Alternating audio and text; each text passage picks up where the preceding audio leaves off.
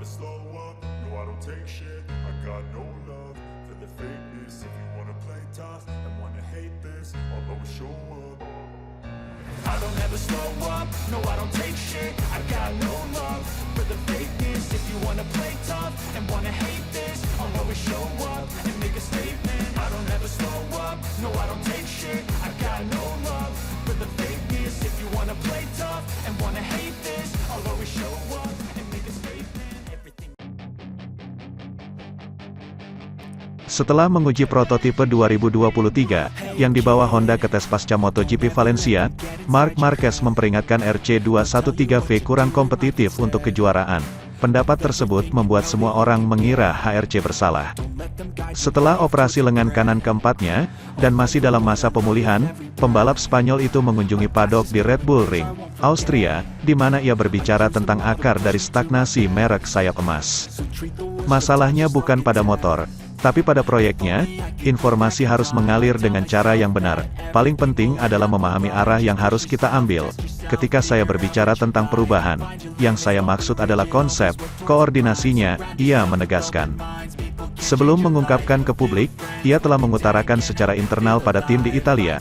Tanggapan pabrikan Tokyo adalah mengirim Shinichi Kokubu, direktur pengembangan Honda, ke balapan berikutnya di Barcelona.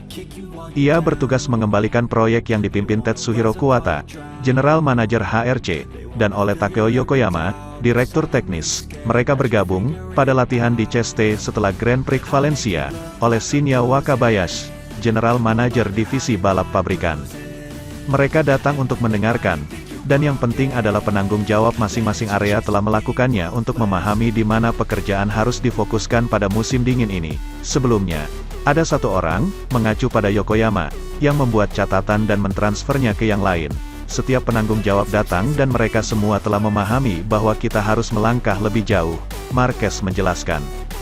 Kobubu, Wakabayashi dan Kuwata telah mengambil kendali proyek baru yang dituntut oleh pembalap asal Cervera, dengan Yokoyama menepi yang bahkan bisa membawanya menjauh dari balapan musim depan. Setelah tes Misano, pada awal September, pengembangan prototipe diintensifkan, namun, 2 bulan bukanlah margin yang cukup untuk membawa sejumlah komponen yang dibutuhkan ke Valencia, karena memerlukan perubahan dimensi meskipun suku cadang baru telah diuji. Honda meminta pembalap 93 untuk bersabar dan bertahan hingga pengujian Februari di Malaysia, di mana ia akan menerima sesuatu yang lebih sesuai dengan konsep baru. Itu tidak diharapkan, tetapi mereka sudah mengatakan kepada saya bahwa di Malaysia, akan mengambil satu langkah lagi dibandingkan dengan Valencia. Satu langkah lagi tidak cukup, mereka harus mengambil 2 langkah, ujar Marquez.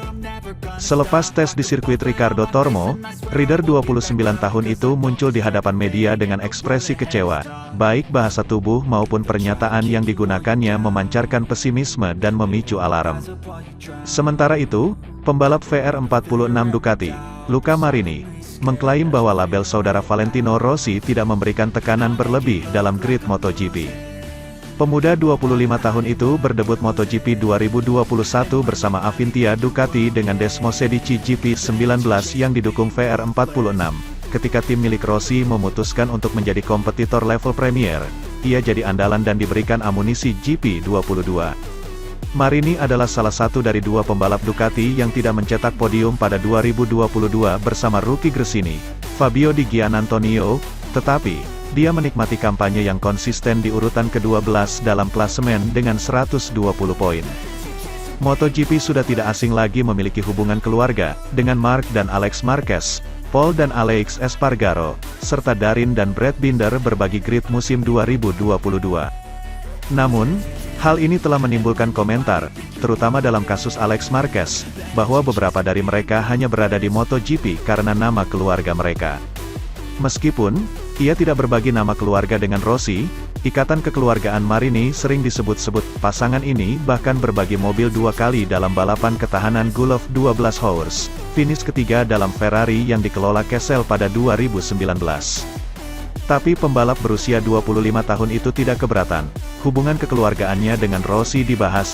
Tidak, dengan tulus hal ini tidak banyak berubah, kata Marini dalam wawancara eksklusif dengan motorsport.com ketika ditanya apakah dia merasakan tekanan ekstra saat berada di tim Rossi.